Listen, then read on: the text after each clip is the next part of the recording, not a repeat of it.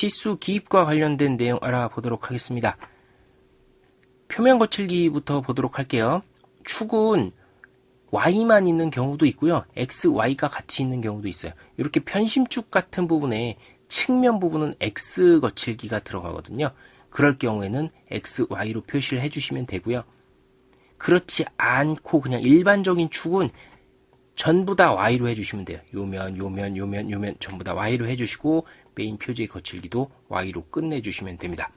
자, 열 처리 부분이 들어가 있어요. 축 같은 경우에 마모가 되면서 운동이 되는 부분이 있는 축은 열 처리가 들어가야 됩니다. 얘는 채점 기준에도 있어요. 그러니까 만약에 열 처리가 들어가야 되는데 열 처리를 안 넣어주시면 뭐 큰 점수는 아니에요. 미미한 점수지만 감점이 되게 됩니다. 그래서 열 처리 표시를 해주셔야 되고, 원래는 열 처리를 하게 되면 그건 뭐랑 직결이 되죠? 돈이랑 직결이 되죠? 전체 열 처리를 다 할 수는 없는 상태도 있어요. 부품의 사이즈나 아니면 부품의 사용 용도에 따라서 해당 부분만 저렴하게 열 처리를 해서 쓰라, 이렇게 지시를 해줄 수도 있거든요. 그러면 이런 표시를 사용해 주시면 됩니다. 굵은 1점 쇠선, 굵은 1점 쇠선을 딱 넣어주시고 표시부만 열 처리해 주라 라는 지시를 내려주실 수도 있어요. 다음, 이 작업이나 이 작업을 해주기 귀찮아. 그러면 어디다가 표시를 해주시면 되냐? 주서에다 표시를 해주시면 됩니다. 전체 열 처리 HRC 어쩌고 저쩌고 해놓고 부품 몇 번, 이거 3번이죠.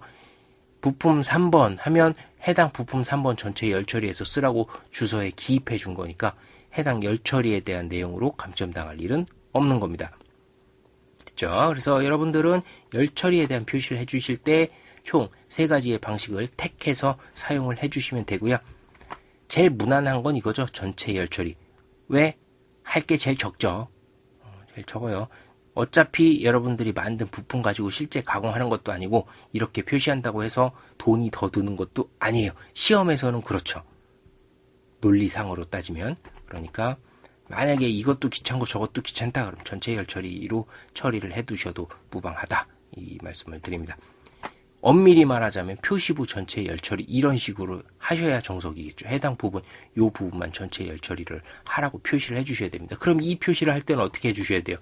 해당 열 처리가 들어가야 되는 부분에 표시도 해주셔야 됩니다. 이 굵은 1점 쇠선을 쓰셔야 되는데 굵은 1점 쇠선의 두께는 0.8에서 1mm 정도가 돼요. 굉장히 굵은 선이에요.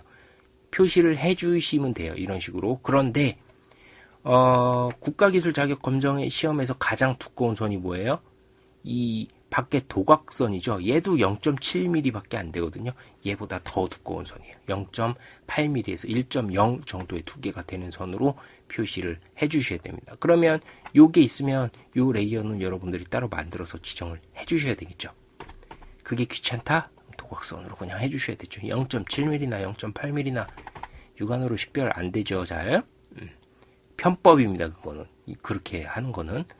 그래서 3가지 중에 하나를 선택해 주시면 된다 라고 보시면 되고요. 뭐 어느 동력 장치의 부품에 적용되는 사항과 마찬가지로 기아 공차는 원주 흔들림 공차 특정 부분에 한두 3개 정도 가져다가 넣으시면 되고요. 얘도 항상 정해져 있는 애들이에요.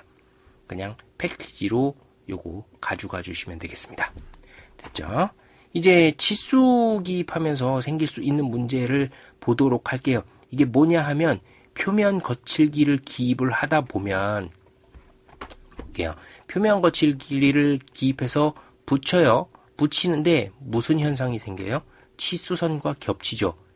이거 감점이에요. 치수선과 이렇게 겹치면 감점입니다.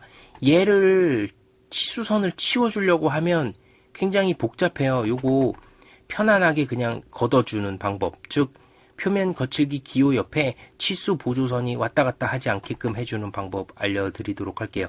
일단 명령어는 딘 브레이크입니다. 명령 주시고요.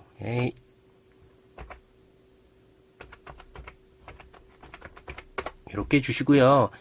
해당 자를 치수 보조선을 일단 선택을 해주세요. 그 다음에 피해야 될 객체 클릭. 피해야 될 객체 클릭해 주시면 자동으로 피해요. 이게 되게 편리한 게 뭐냐면 무브를 해서 표면 거치를 옮겨 볼게요. 딴 데로. 옮기면 옮기는 대로 따라와요. 너무 편하죠. 이렇게 진행을 해 주시면 돼요. 이제 진짜 중요한 게 있어요. 요것도 감점되는 사항인데요. 중심선이 치수선 사이로 지나가면 안 돼요. 이게 왜 안 되냐? 이거는 제도 규칙이기도 합니다. 치수선 사이에 못도 지나갈 수 없죠. 중심선이 지나가 버리면 어떤 일이 생기냐? 얘 도면을 칼라로 쓰는 사람은 없어요. 그죠? 출력해 놓은 도면을 알록달록하게 이렇게 하진 않죠. 출력이 다 흑백으로 돼요. 화면에서는 지금 글자체나 아니면은 글자 색상 때문에 확연하게 차이가 나 보이지만 문자, 즉 노란색과 빨간색 선의 두께 차이는 불과 0.1mm 밖에 안 되거든요. 이걸 잘못하면 118로 인지할 수가 있어요. 18이 아니라 118로 인지할 수 있다고요. 그런 이유 때문에 치수선 가운데 중심선이 지나가지 못합니다. 이거 중심선 깨주셔야 돼요. 중심선 깨주는 일도 굉장히 번거롭죠. 그러니까 처음부터 제품 안에다가는 치수를 가급적이면 기입하지 마세요. 제품 형상 안에 아주 피치 못할 사정이야. 여기가 아니면 치수를 기입할 방법이 도저히 없어. 이런 경우가 아니면 이 안에는 치수 기입하시는 게 아니에요. 그럼에도 불구하고 불행하게 그런 케이스에 걸렸어. 여기가 아니면 진짜 안 되겠어. 이렇게 할 때는 뒤에 있는 이 중심선을 잠깐 피하는 방법을 알려드리도록 할게요. 치수 클릭해 주시고요. 특성 눌러줍니다. 쭉 내려보시면 문자에 그 채우기 색상이라는 게 있어요. 채우기 색상 요거를 배경으로 바꿔주시면 돼요. 배경으로 바꿔주시면 자 여기에 지나갔었던 중심선 치워졌죠. 문자가 있는 높이만큼 뒤에 있는 어떤 형상들을 가려주게 됩니다. 이런 식으로 끊어주시면 요거는 감점이 없어요. 그래서 만약에 피치 못할 사정으로 중심선을 지나가는 치수선을 기입할 수밖에 없었다. 이렇게 하면 지금 알려드린 방법대로 진행을 하시면 돼요. 됐죠? 네, 이렇게 해서 치수 기입하시고 나머지 부분 도면을 정리를 해주시면 되겠어요.